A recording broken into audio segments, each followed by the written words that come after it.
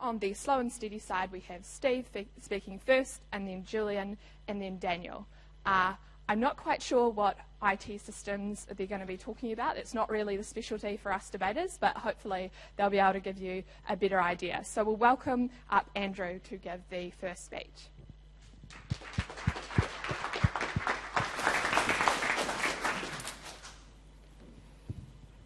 Thank you. So I thought we were going to bring the screen, so just give us a second here. Okay. Good afternoon.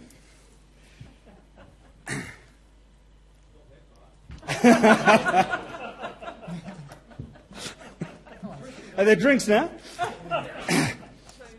We've spoken this morning about the need to deliver services that people can use. And in using them, people are delighted and are able to recommend them to their friends, and their friends are able to use them, and we all succeed, and government is trumpeted, and hello, hurrah, hurrah, it's wonderful. It's what we're looking for. The challenge here is, how do we go about delivering it? If we all agree that it's got to be able to be used, then the question simply is, how do we go about getting it to be used? And so the debate today is really, do we want to pick a fast and risky approach, or do we want to pick a slow and steady approach? Slow and steady. I would suggest to you that it's a little bit like asking the All Blacks whether they want to wear skin-tight jerseys or loose jerseys. The issue isn't the jersey that they wear, the issue is what they do with the ball. There is, however, one very clear issue that emerges, and that is that if one is too slow, then there are no points scored. And if there are no points scored, then the game is lost. So I would like to suggest that we turn to the dictionary and we ask it what slow means, and we ask it what steady means, and we ask it about risky, and we ask it about pace. And I looked up the dictionary and I couldn't believe my eyes. I checked, and it was the Oxford Dictionary. It wasn't Wikipedia, it wasn't anything else, and this is how it defines slow. You can look it up for yourself, I'm not making this up. Moving or operating at a low speed, not quick or fast, taking a long time to perform a specified action. Exactly. Lasting or taking a long time. Not allowing or intended for fast travel. To run slowly. Should have said jogging, really, shouldn't I? To run slowly or prevent others from travelling fast. Showing a time earlier than the correct time.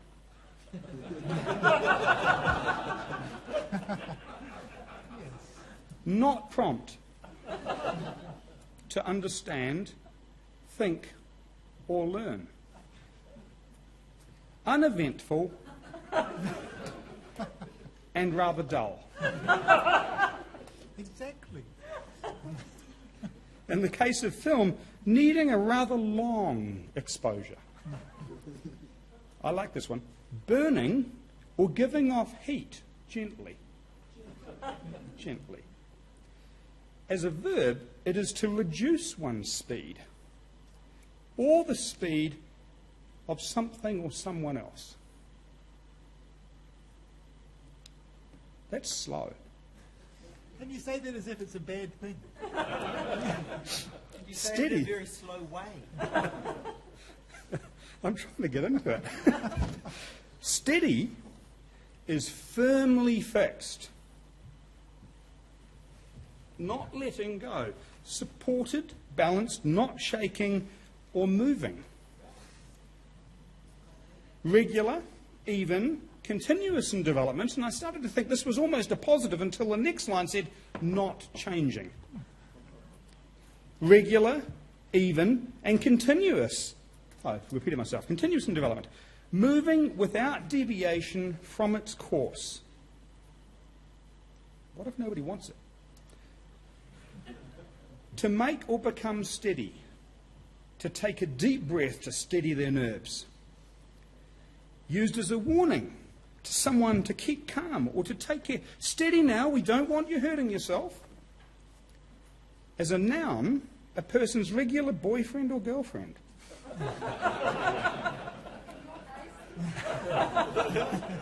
My favourite, a strut, for stabilising a caravan or another vehicle when stationary.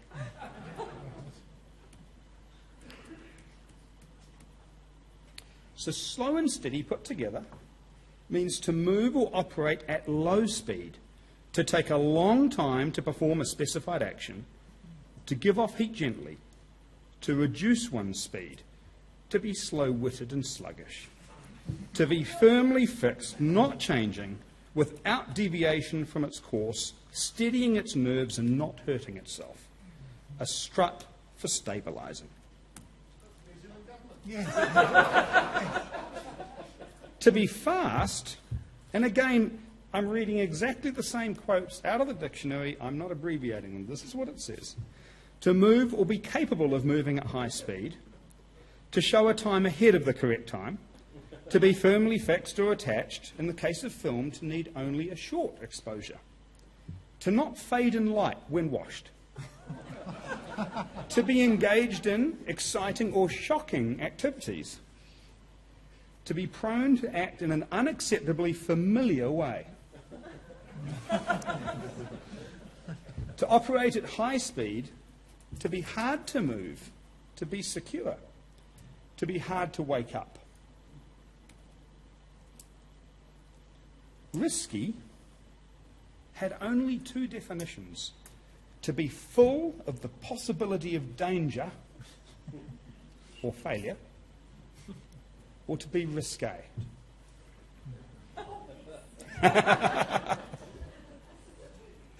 So to attach these fast and risky means to move at high speed, to be firmly fixed, and to be full of the possibility of danger. So what we have on two sides is slow speed taking a long time giving off heat, to be slow-witted and sluggish, firmly fixed, no deviation, steadying the nerves, not hurting themselves, and to be a helpful strut for the stabilisation of something, versus to move at high speed, to be firmly fixed, and to be full of the possibility of danger.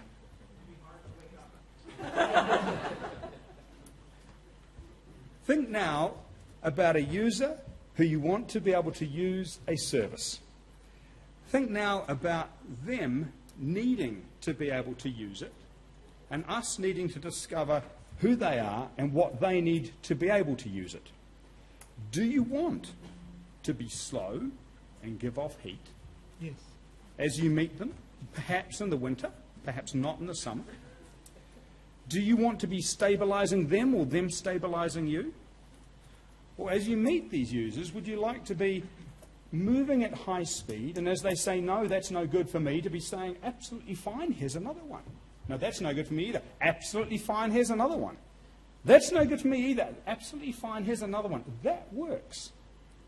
To be full of the possibility of danger, which means to risk much, but equally is the possibility of glory as one delivers something that the user says, yippee, and proceeds to move and complete and become part of the 70%.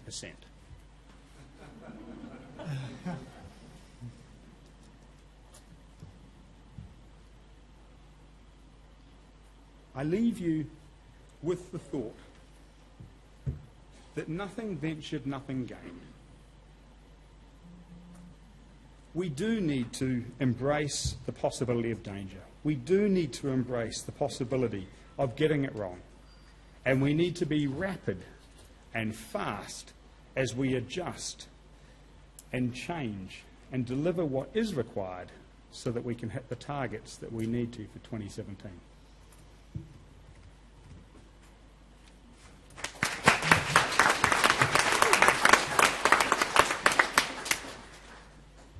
Thank you very much, Steve. I'm not really sure that I've ever heard somebody take 5 minutes to define 4 words that I thought were pretty clear out of the dictionary, but it's certainly a first for my debating career.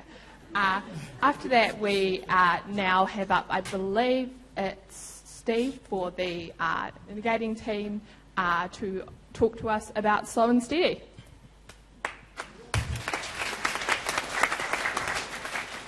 Thank you to the first speaker of the opposing team for arguing so effectively so many of the good attributes of slow and steady. Now, you'll see that as a slow and steady person, I've come prepared for this event with the appropriate attire in the event that I should have to rush off to an urgent meeting with a minister or anybody important.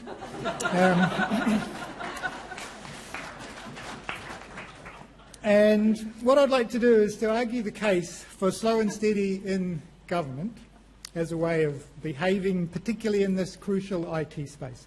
So firstly, we heard some rather crazy notions this morning from one of the earlier speakers, from the novelist William F. Gibson, who famously stated that the future is already here, it's just not evenly distributed. And a damn good thing that is too. How would it be if everyone had access to the future too early? Better and safer to keep the future at bay until folks are good and ready for it. There are many examples of misadventure and disaster when the future becomes too widely distributed too early. So take Nova Pay, for example. This sort of fiasco never happened in the good old days of public IT. The future of computerised payroll systems has clearly arrived far too early in New Zealand and should have been held back as a matter of public safety. And in other jurisdictions, you're right, I take your point. So actually I see one of the key roles of executives in the public sector as being the management of future distribution. You'll sometimes see this referred to as FDM in the leading management journals. It's important to ensure that the way the future is distributed, for example, to ministers, is carefully rationed. And we also heard today, for example, this idea of Google having driven millions of miles of driverless car accident-free with robots, for goodness sake. Now, this is the sort of information that we need to keep well away from the Minister of Transport, for example. Heaven forbid accident-free driving, whatever next. Similarly, we know that citizens have only a rudimentary capacity to grasp the future and to cope with it. And they're apt to behave in silly ways if the future is glimpsed too early in their development. Just look at the unfortunate consequences, for example, of that fellow who peeked into MSD's futuristic database.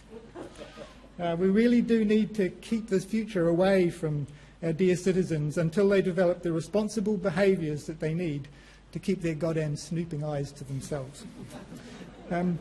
So staff within agencies also need just enough of the future to keep them happy and productive, but not so much as to make them anxious and go off their food. So look at all this fuss over cloud services, for example, shared services that work. Goodness. Cloudy is as cloudy does. Goodness. Better, faster, less costly and risky IT systems. These ideas are dangerous and frightening. And we just need to keep them firmly in their place. Now, is it Andrew Foy? I think from DIA. Richard Foy, I watched your session yesterday, and you introduced the surprising notion that because New Zealand doesn't have an aerospace industry, despite the fact that you wanted to be an astronaut, you had to contend with being a public servant, which is no lesser a career. I'm a great fan of that as well, and was a great fan of the book The Right Stuff, which was a book about test pilots and astronauts in the early years of the Apollo space program. And there was some great material in that book for informing public service. They talked about keeping an even strain to prevent bursting at the seams. So their fragile existence as test pilots could burst at the seams at any moment. So it was critical to keep everything at an even strain. Now, to cope with jet fighters and space rockets and such like, very similar dynamics are true in the public sector for our public sector desk jockeys. So keeping an even strain to prevent an unseemly bursting at the seams is all about keeping the rate of distribution of the future at a nice, comfortable, trouser seam protecting, slow and steady pace. I was trying to think of a female garment that would work, but I didn't really get that. So how do we do this in practice? Let's get down to some practical guidance. Well, like all good management practices, the skill of future distribution management, FDM, is all about collaboration and teamwork. So we need to work together on this to protect the public sector from the perils of the future. The best teamwork happens in a governance committee. So it is the most highly effective mechanism yet developed to achieve the famous 7/8 of FDM that you've probably read about in the Harvard Business Review. Now, these are often referred to affectionately by the acronym p.o.o. So, now the p.o.o. stands for, first one, P, plan-crastinate. So plan, replan and replan, but never do. The second, O, obfuscate. Ensure that the actual goal is long forgotten. Second O, opinionate. Never let facts rule over strongly expressed opinions. C, conciliate. Cunningly hide useful information within reams of never-read documents. Review 8. If it seems likely that a decision may actually be required, then request an external review. C, obfuscate. Absolvate. Ensure that nobody involved can ever be held accountable for anything. And perpetuate. P. Keep the committee going forever to create a future protection time warp. Now, indeed, this futuristic notion of the time warp is fundamental to effective FDM. Often you may, for example, hear a minister ask, so, when is that exciting new technology project going live? It must be ready soon. Will there be a launch ceremony? With hopeful raising of eyebrows. A wise secretary or CEO will have an FDM strategy in place to protect against just this eventuality. Not quite, Minister. The Governance Committee has requested an independent audit of the project schedule and rebaselining of the scope of works as a consequence of variations that have been detected in the as-built versus the spec and various issues associated with the contracted service provider. Better safe than sorry. We're just covering off all the items in the approved risk schedule. It's all in the 45-page minutes document sent to your office last week. Oh, jolly good then. It's good that you're being careful. We don't want another Nova pay, do we? Ha ha, nervously. No, none, Minister. It's all good, as those young people say. Excellent, excellent. Yes, Minister. Slow and steady is all about keeping the future safely at bay.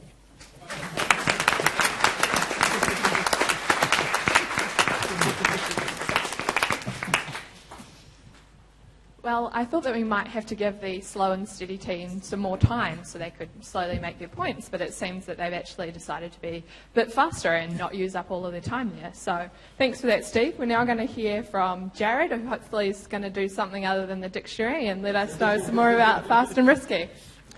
Thank you. I would like to say thank you to my slow friends for their points, which prove clearly that holding the future at bay is something none of us really want to do. Apparently, they had a difficult time making it up to the third floor today because their tablets are carved in stone. It is. That's why they're right at home here.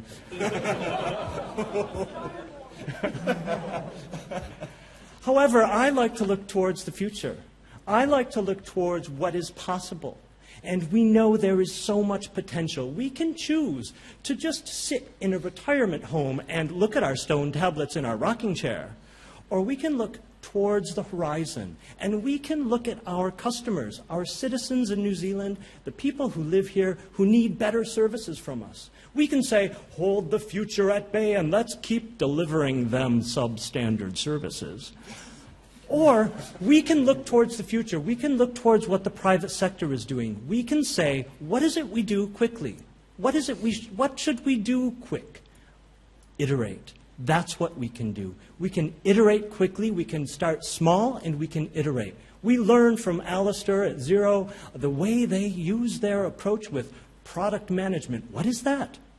What does government know of product management? That's what we need to learn. That's where we need to go. That's the future. You can stay with your stone tablet, or you can look to the future. Me, I'm going to the future. I'd like to mention that One of the key findings in the NovaPay report, so kindly mentioned by my slow friends, mentioned that the decisions to remove the pilot and stage rollout were ill-advised and counter to good practice. It's even in the NovaPay findings. They're talking about iteration.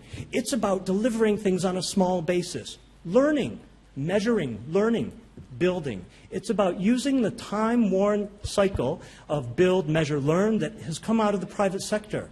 And it is really proven within the private sector to be very effective. This is the future. I don't want a tablet made of stone. I want a tablet I can use to access government services quickly and easily and efficiently so that I, as a citizen, have an easier time dealing with government and so that government saves money and can deliver other services. That's the future that I want. I choose to look towards the future. I choose to iterate quickly. I choose to manage my risk by that small iteration.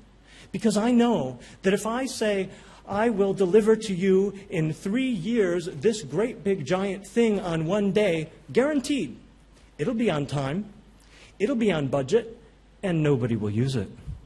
However, if I deliver something to you in 2 months, and it's a prototype, and it gets used, oh, that didn't work, this worked. I change it, I iterate again, I develop, send it out again, it gets used again, I learn more. My team in government is learning so effectively. That's what we can do quickly. We can quickly learn, and in doing that, we reduce the risk. So, take your stone tablet, or take your digital future. I know which one I'd like to choose.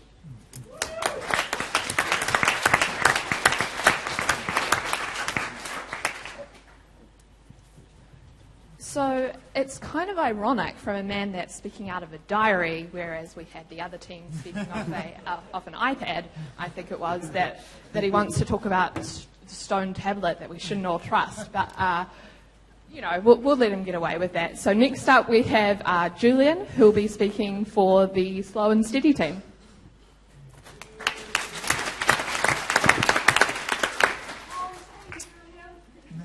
Welcome. Welcome to my esteemed colleagues. Winston Churchill once said that the only things more difficult than delivering an after-dinner speech are trying to climb a wall that's leaning towards you and trying to kiss a girl that's leaning away from you. I think there's a third, and that's delivering a successful government IT project. Each requires caution of a significant amount if you don't want to fall on your back or your face or your sword. When I was acting Chief Information Officer at the Canterbury Earthquake Recovery Authority, I had a saying: do we need to be good enough for symphony orchestra in this project, or just good enough for rock and roll? That is, do we have to plan and practice to perfection before we get on stage and perform and implement something?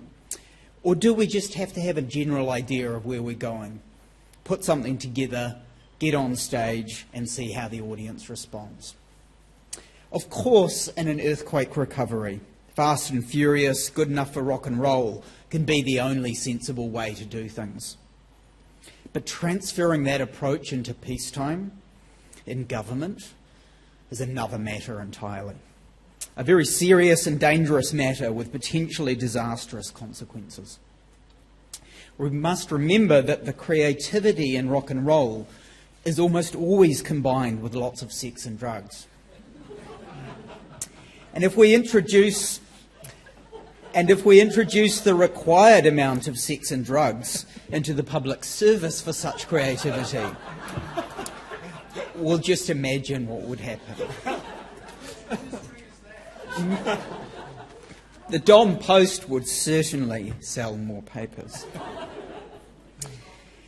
Now, I must add for the record that, to the best of my understanding, none of my staff or colleagues at c.r.a.p. had any sex or drugs during the first year of the earthquake recovery. We were far too busy getting up on stage, being pelted with fruit by the public, elected representatives and insurers, In fact, our only saving grace was that often EQC was our supporting act, and they generally bore the worst of it.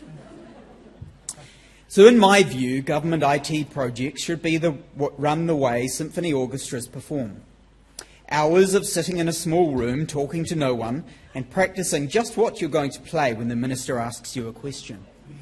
Rehearsal meeting after rehearsal meeting to make sure that nothing is amiss, and every functional requirement, project report and security audit is exactly in place. Then getting up on stage in front of the audience, the public and your elected patrons, and playing a make-or-break virtuoso performance. What I ask you could possibly be amiss about that perfectly planned process?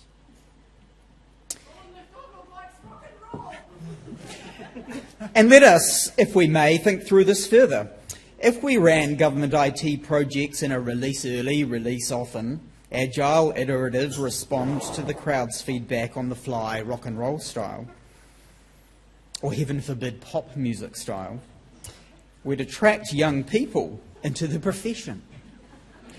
Within days, we'd have them suggesting that tax returns should be submitted by Snapchat and be automatically deleted 10 days later, because who cares what happened yesterday?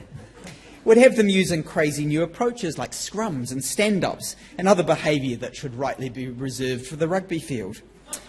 They'd start using free online collaboration tools and open source software and lean startup approaches that before you knew it would deliver IT projects so quickly and at such low cost they'd put legions of public servants out of jobs and large IT solution provider companies out of business.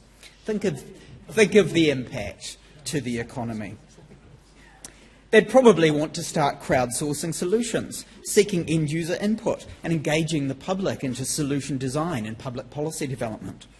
Imagine the horror that would ensue if policy analysts and politicians' carefully crafted ideological views were exposed to evidence and the voice of the people. Chaos would certainly ensue.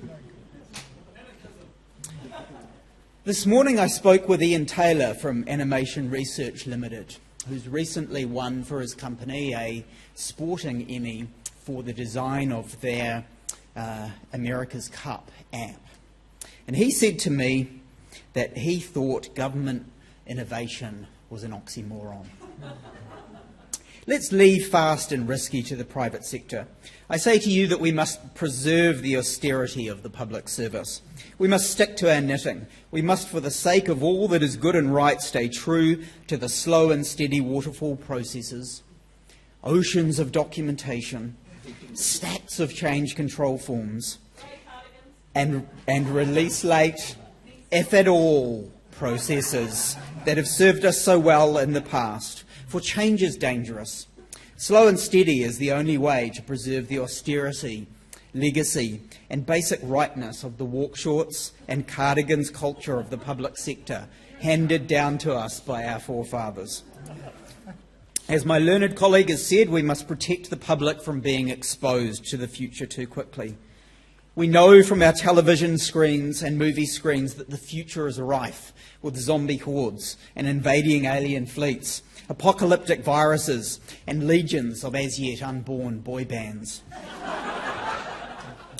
We must remember that it was government-funded IT projects that spawned the Skynet artificial intelligence and that most warning of tales, the Terminator. It is the government's sole and serious role to prevent the upcoming zombie apocalypse and robot uprisings that are inevitable if we continue down this path of experimental, agile, iterative development. I say to you that slow and steady, careful and considered, conservative and cautious are the only ways to deliver government IT and protect politicians and the public from themselves.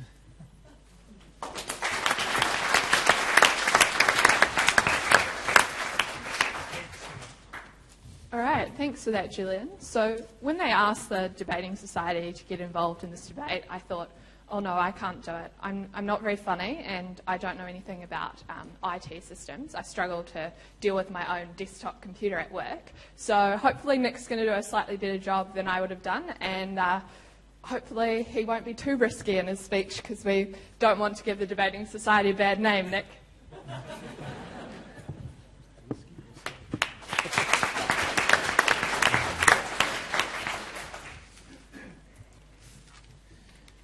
I want to start by bringing the debate back to where it was defined at our first speak. This is about the question of whether we want to, slow and steady or to be risky. And I think it was very pertinent when the question was asked, do you want a slow and steady girlfriend or do you want a risque sort of lifestyle? And I think everyone in this room can agree that slow and steady girlfriends lead to boring and sexless marriages. That's not the sort of thing we really want. We want to lead risque but more fulfilling lives. And certainly when we talked about risk, the main thing that comes to mind was danger. But everyone knows that if you're trying to woo a girl, you pull her upside, you whisper, "Danger is my middle name." Perhaps in the government IT context it could be, "Danger is my username." That'd be good. But I think either way we can all agree that a little bit of danger, a little bit of breaking the mould of conservatism is really something that we need to embrace in this debate. But what did we hear from the other side? Well, first we heard Steve, the self-styled Sir Humphrey Appleby of the New Zealand Public Service. Steve, a very old and curmudgeonly-like figure who appears to be scared of the world outside of his government open plan office. It's all just so bright and scary. And what will we need to do? How will we change if we have to embrace these new ideas? Well, I wonder what would happen if we were having this debate 500 years ago, or 1,000 years ago, or even 2,000 years ago, and we were debating whether we move away from the literal stone tablets to printing presses or all these other sorts of things. You can certainly imagine Steve carving his arguments in those stone tablets with his hammer and chisel as to all the reasons why we need to embrace the merits of this sort of stone tablet approach to government. Well, I think there are a couple of problems with this, and I want to point them out. The first thing is that we do have this sort of idea of public sector accountability, because there are a lot of people these days who are saying, well, they're demanding answers, they're demanding more from the government. And there are a couple of places that this is coming from. The first is within the public sector itself. Now, I'm probably not going to endear myself to this audience when I say that next year I'll be starting as a graduate at Treasury. And what I can tell you is that Treasury is definitely full of a lot of young Turks who firmly believe in phrases like the biz growth agenda and better public services. And because we control the purse strings, I can tell you, we're coming for you. We're coming for your, over bloated budgets. We're coming for, your inefficient spending programs. And even though the recession is over, even though we can, look forward to 4% growth and the brighter future John Key promised us in 2008, we're still not, we're still not done cutting the fat, ladies and gentlemen. So you should be aware that, I am the sort of person who will, be deciding how much budget you get in future. The second thing that you should certainly be worried about is elections, because, believe it or not, the public service can't forever exist in this time warp of unaccountability and bliss. Sometimes we have politicians who are elected, and in order to get elected, politicians have to promise things. And often the things they promise are, more efficient, better public service. And they get worried when people start to, go through continual failing in terms of the sort of projects that we get out of the public service. Now, if you're lucky, it's possible that you'll get a change of government, perhaps, and you get a whole lot of new and experienced ministers who have absolutely no idea what they're doing, who really can be befuddled by that 150-page report which you send them, and who sort of blissfully sit in their office, totally unaware of what's going on. And perhaps that is the best form of government. No, but Bill English was, and that's great. He was controlling the purse strings. He's doing everything. So hopefully, perhaps for all of the people in this room, this is what's going to happen at the election. But more likely than not, we'll get another 3 years of Bill English's, ruthless, efficient cutting of the sort of public services, and that means that you people are all going to have to shape up.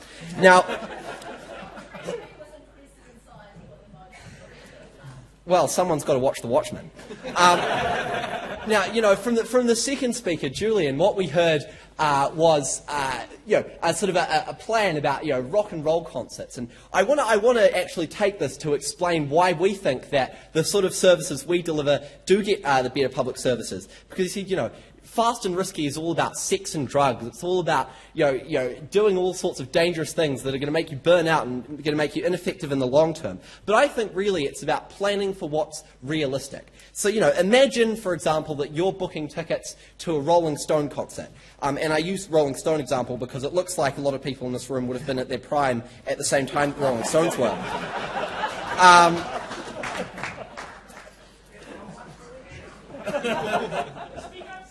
But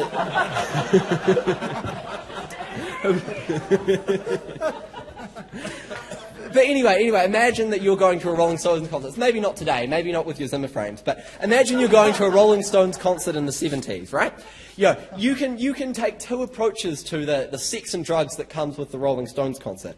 One, you can sort of set out a plan from the start, 6 weeks, 12 weeks in advance. When you're buying your tickets, you can say, look, here's what I'm going to do that night. I'm going to check into my hotel, I'm going to go to the concert, I'm going to have a few quiet drinks, and I'm going to go home. But that's not realistic. That's not what's really going to happen, right? Because the best laid plans of mice and men all fall apart. And that's why we see, waterfall-style government projects like NovaPay, like perhaps, if we think bigger, healthcare.gov in the United States, fall apart because no one can anticipate the problems that are going to occur right from the start. Whereas, the best nights are always had when you think iteratively at those Rolling Stone concerts. When you think, yeah, I'm probably going to end up using sex, having sex and using drugs at some point. I don't know what's really going to happen though, so I just need to constantly remake my plans. And as we all know, the best plans are remade when you're already 6 drinks in. So what we can tell from this is that not only should the government think iteratively, that's how we think within our everyday lives. And certainly for IT projects, there's no reason to think anything different. What we're going to see, ladies and gentlemen, is the public looking at the sort of services they get from banks, they get from all sorts of other private sector services and saying, why can't the government do the same? And let's be honest, if the government doesn't, it's history.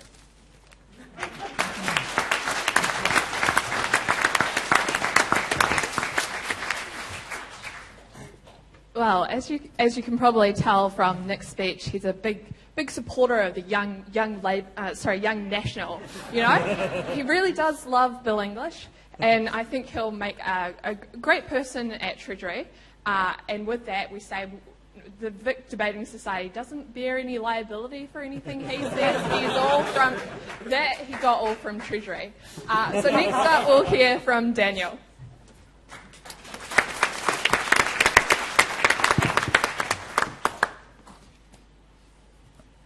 So I should be honest right from the get-go that my experience with IT is incredibly limited.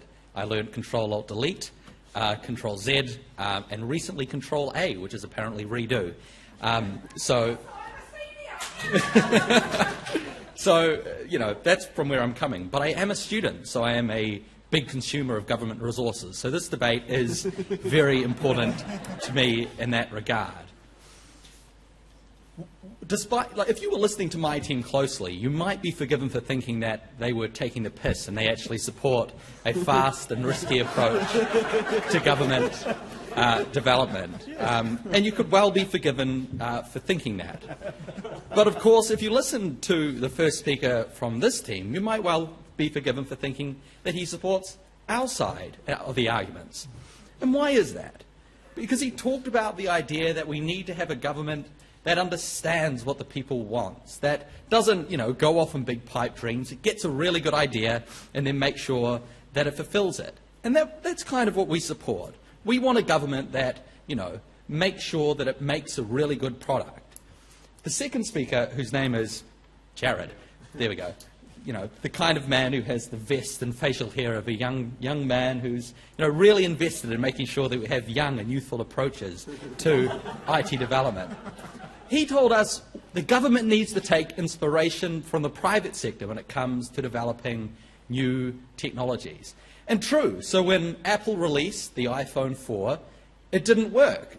The aerial inside meant that it just dropped calls in the middle of phone conversations. But he says that's fine. Where the government's paying nurses or teachers or taking money in from your taxes, it's okay if it just drops a bit of them in the middle of the road, that won't be too much of a problem because the government can figure it out. But at the same time, he and the rest of the team told us that the government is filled with all these slow old people who, like me, know Control-Alt-Delete, but apparently nothing more. And the problem is, if he wants to have, failure after failure after failure, and then eventually we get a success, we think that the public, might get a bit annoyed by that. And we think that the government instead should be doing things that make sure that it gets the best outcome in the first go. So let's have a look and see what else they said. So Andrew, he started with his, long reading of a dictionary, which I'm sure we all appreciated, telling us about what sorts of things that we actually stand for. And we're not going to challenge any of that. Oxford's been doing dictionaries for ages. They're very good at what they do. So we're not particularly worried about that. Talking with Jared, he had this master plan, as I say, of failure after failure, and that eventually they get right. They want us to, follow the example of Xero, a company that has a huge market capitalization, but revenues of about $100 million a year. Yeah, let's apply that to the IRD. I don't think that, governments will do well with huge assets, but about $100 million a year in revenue. Nick and the young Mats might like that, but I don't think that's the way to go forward for government at all. So yes, speaking about Nicholas, as you can tell, he is one of that group of people, the politically minded youth of New Zealand who supports Bill English and that sort of thing. Where was he in 2002? It's not particularly clear. We're all very young. I was 12, he was 10. It's fine. The other thing that Nick told us is that, again, he's not worried about having lots of failure.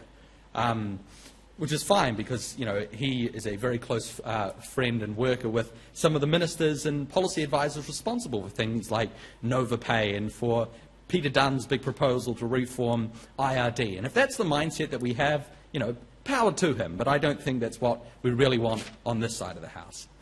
What we want is a government that implements IT projects, that it knows what it wants and gets out there and eventually does it. We don't need New Zealand to be, breaking the barriers and being awesome and innovative with its payment systems. Yeah, sure, in the 21st century we probably shouldn't be using faxes to organise payment for teachers. And that was the main idea behind the change for NovaPay. So that was a good thing. That was a justifiable change, and that's something that we stand for. And obviously, it was a bit slow in getting there, but we got there eventually. Well, we don't think the government needs to be developing new apps so you can pay tax as you go and check in and, the IRD, and, they're very happy. As I say, I'm not very good with IT. But, there are a whole lot of things that don't need to be done. It just needs to do basic stuff very simply, following the lead that's already been established. We think the government can do that. We think they're going to do a good job, and that's why we support Slow and Steady.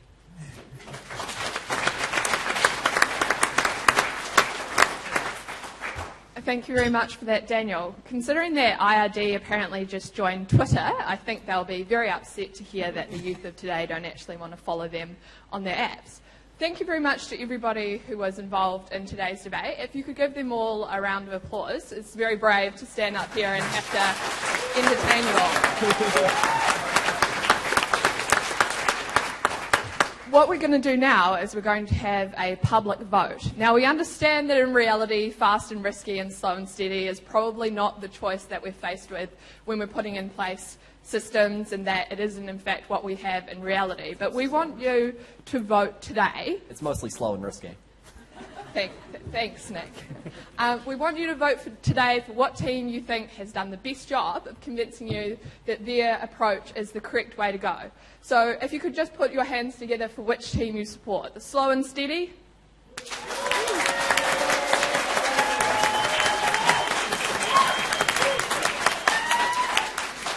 Or fast and risky?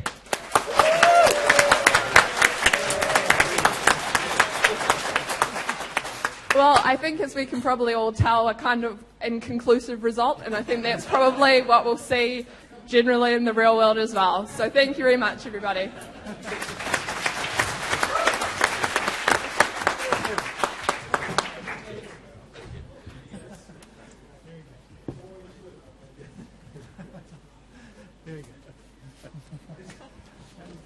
Cheers. Actually, before you all disband, we thought we might just ask the audience whether they want to ask you any questions. Any questions for one of the teams?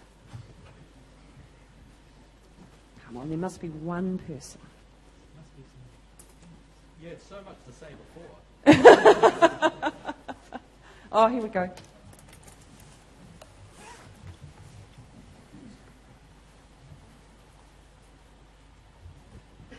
As an uninterested bystander, I'd just like to ask the Slow and Steady team which pop group they thought Novapay was most like.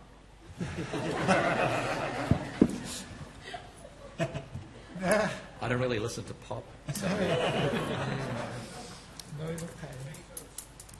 Perhaps Boys to Men.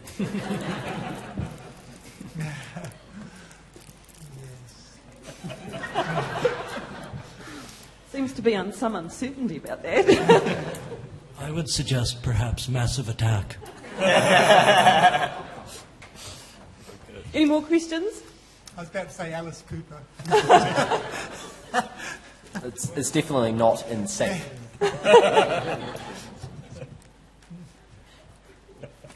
Any other questions? There must be one there. There's always one. Dire Straits? Yeah, Nick, shouldn't you have a part on the side of your hair if you're going into Treasury?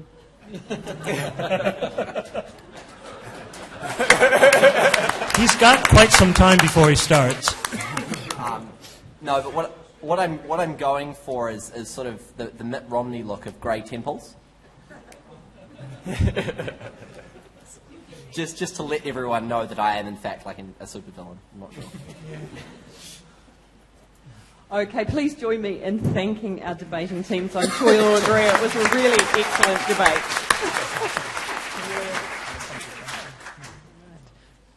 Right, Matt.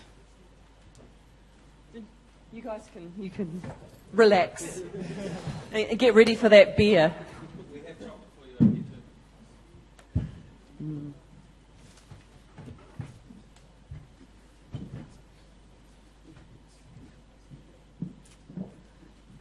All right, here we are. You want to get up on the stage? Oh, yes, you do.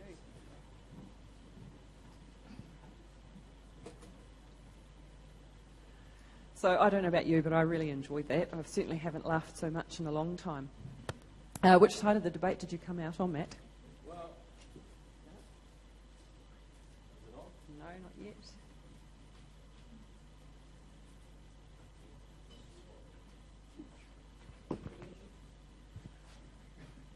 I guess for me, I think the debate was inconclusive, and I think there was a point made right at the very end that perhaps what we face in government is neither fast or risky nor slow and steady, and maybe we should pick one rather than being fast, slow and risky.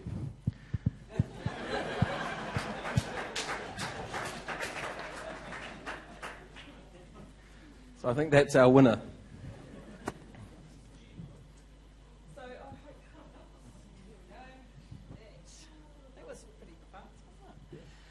So here we are at the end of day 2. I hope you've had a great 2 days. I hope you've connected with some old people, met some new people. I'm sure we've all learned some things.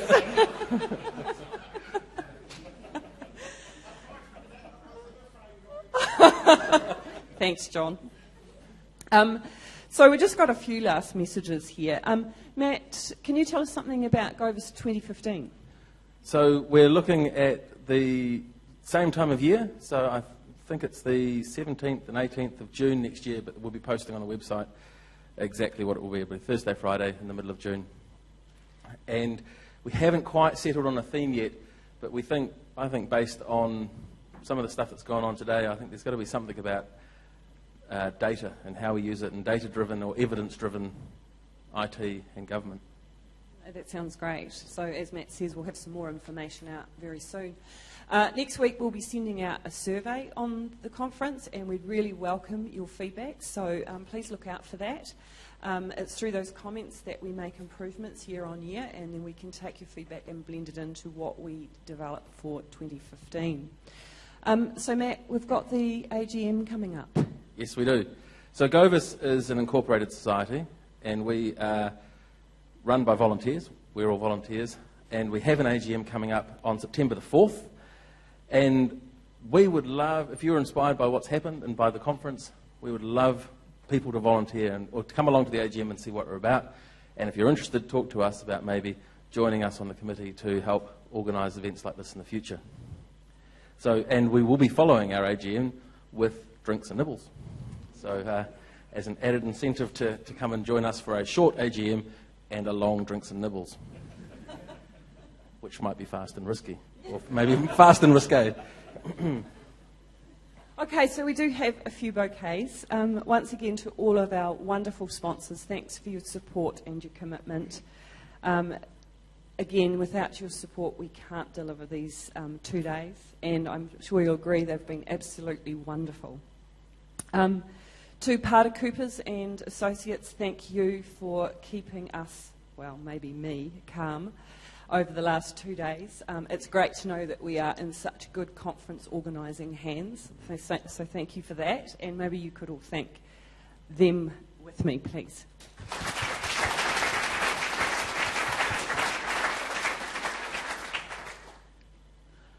So just before we get to the final thing, I have a few bouquets as well. So I would like to thank 3 people in particular. So Rebecca has put in a lot of long time, a lot of hours, a lot of work in convening the conference. And John, down there, has also put a lot of work into building a really good program. And so I would like to thank them in particular. And very quickly, I'd also like to thank Mick Crouch, who does an awful lot of work for us as treasurer, and he's the person who holds the purse strings is the person who's in control. Was that what you're implying with working at Treasury? Yeah. So thank you to those, Mick, John.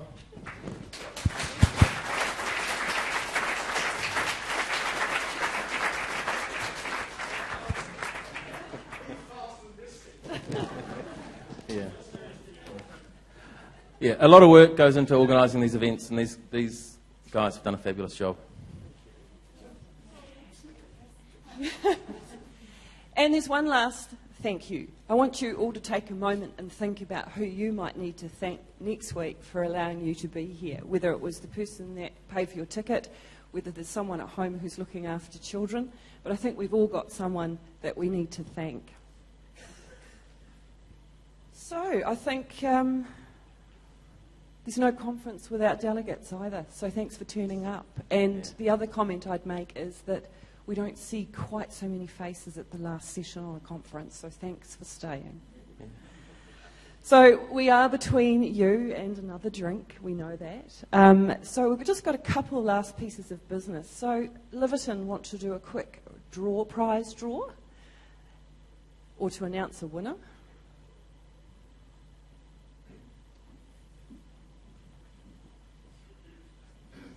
Thank you very much for everyone who came to our stand to see us, and this was a very scientific. I can't read it. Who's that? Linda Christensen. Is she here? Linda? Thanks everyone. We'll see you next year. Thank you.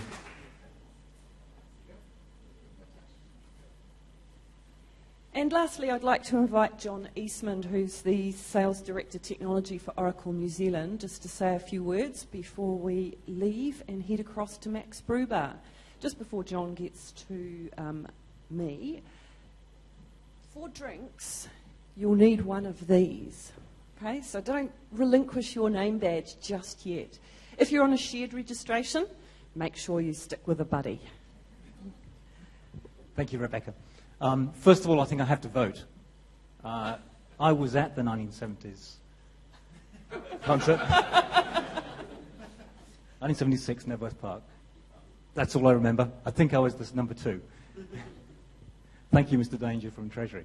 I'll leave the vote there. Maybe the vote would change over time. Bit of slow and steady and a little bit of fast and dangerous. Oracle is delighted to be a sponsor of Govis. We have an aspiration to contribute to all of the results 1 to 10, contribute to all of the better government initiatives. We are very much a part of the core infrastructure components of many of the government projects, and surprisingly to probably many of you, we're also now introducing many software services offerings. We're no longer just the database company, although that's a very important part of much of what happens in New Zealand. Just been announced today that we're now the second largest software as a service company, and I'm sure, if I mention Larry, I know what you'll think about it. I'm sure Larry will want to be number one, and I expect that we'll be able to contribute to many of your programs and initiatives. Some of my team are going to be down in the brew bar very shortly. You all finished early, so I won't keep you for a drink. So please come and talk to me about what looks like a very invigorating conference. Has been, thanks, John. Right, time to have a drink. We'll see you over the road or across the forecourt. Thank you all for coming.